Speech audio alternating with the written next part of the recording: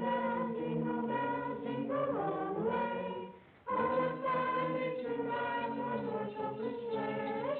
Jingle bell, jingle all the way. Oh, what fun it is to ride in a one-horse open sleigh. Welcome, one and all, to the Little Story Shop, a magic place of stories and toys for girls and boys. Let's go inside now and meet Mr. and Mrs. Little.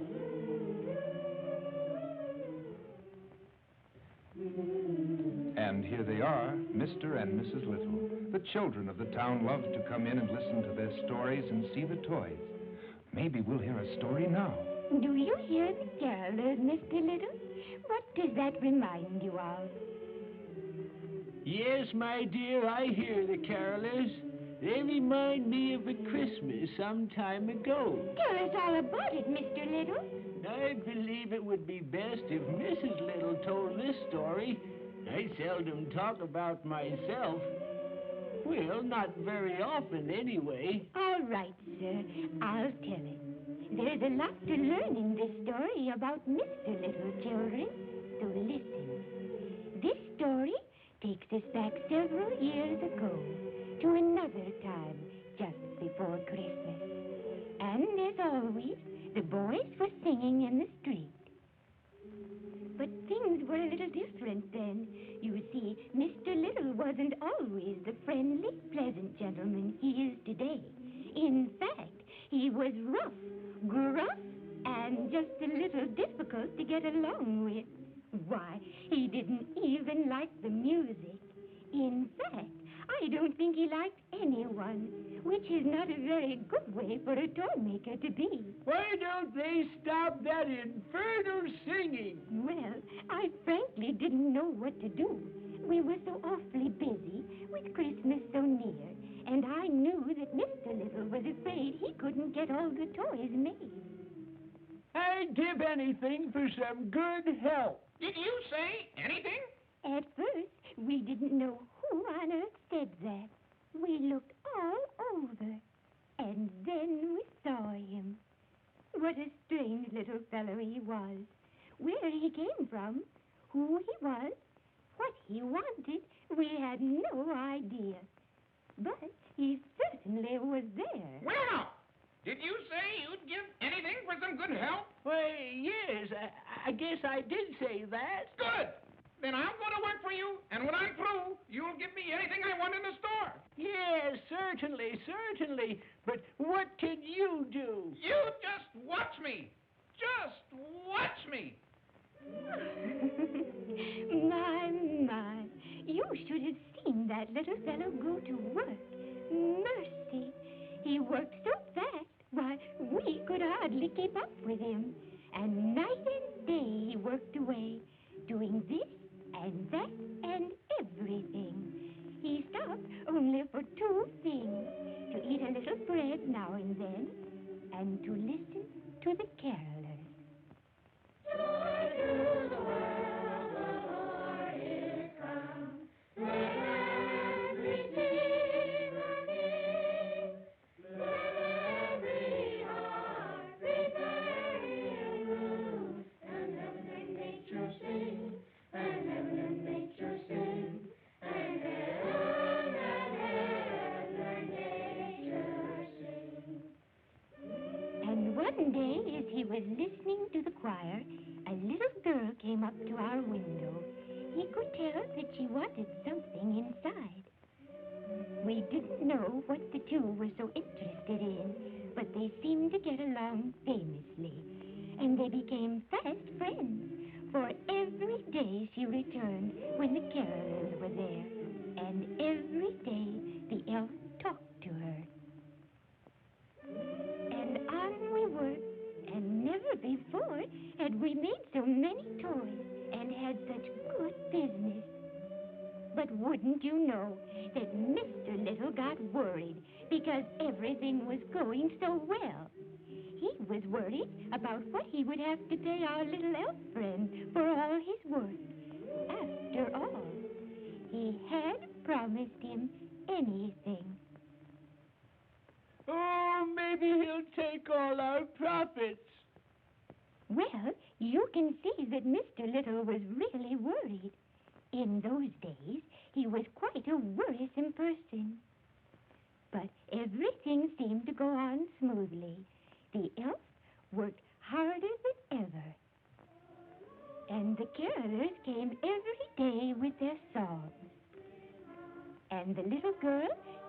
stare in the window.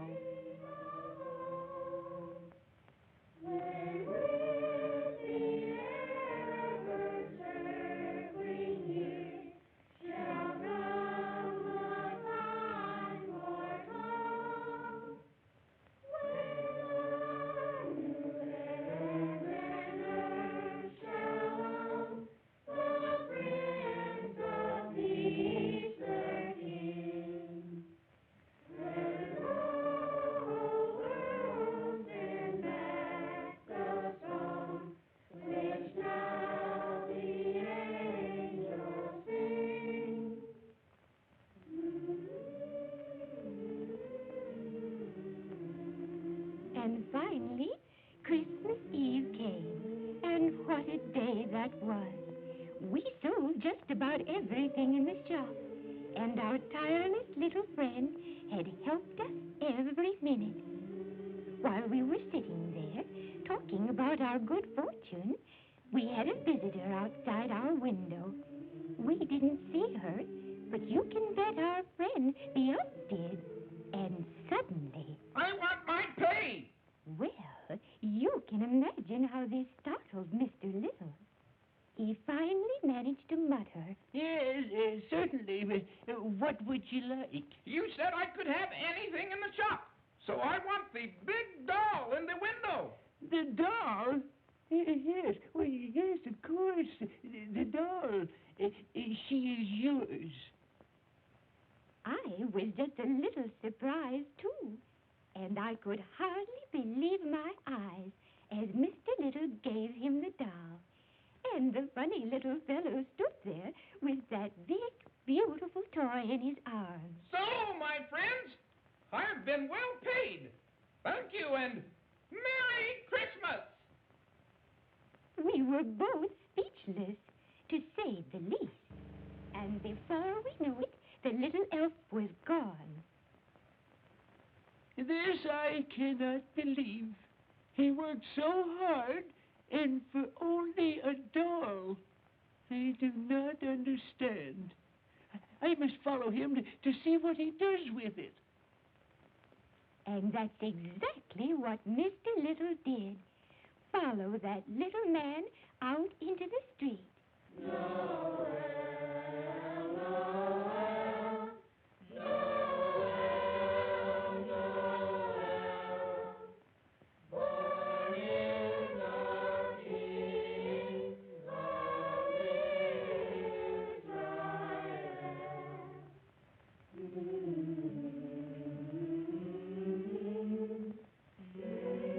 And when Mr. Little came inside the church, he saw what the elf was going to do with the doll.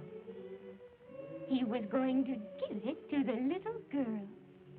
And when she saw the beautiful doll, she could hardly believe her eyes. Here was just what she'd always wanted. She couldn't speak, but the elf knew this would be her happiest Christmas.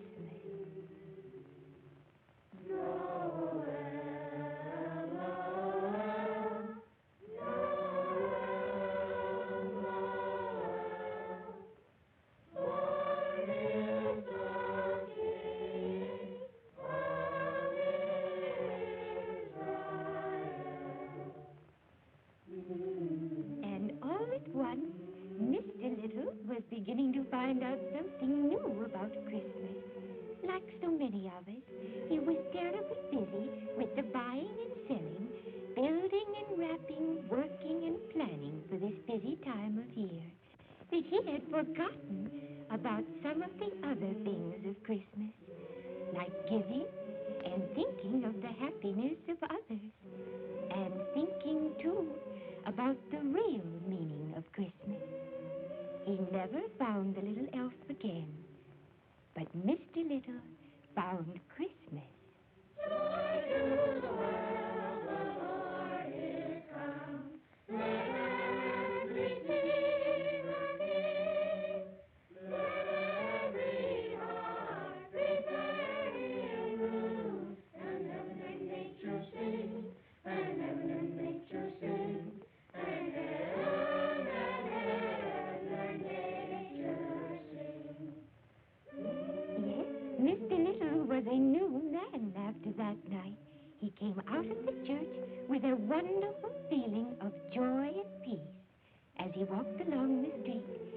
thought of the many things he would do to help make people happy, not only on Christmas, but every day of the year. And when he came home, he couldn't hold it back any longer. Merry Christmas. Merry Christmas to everyone.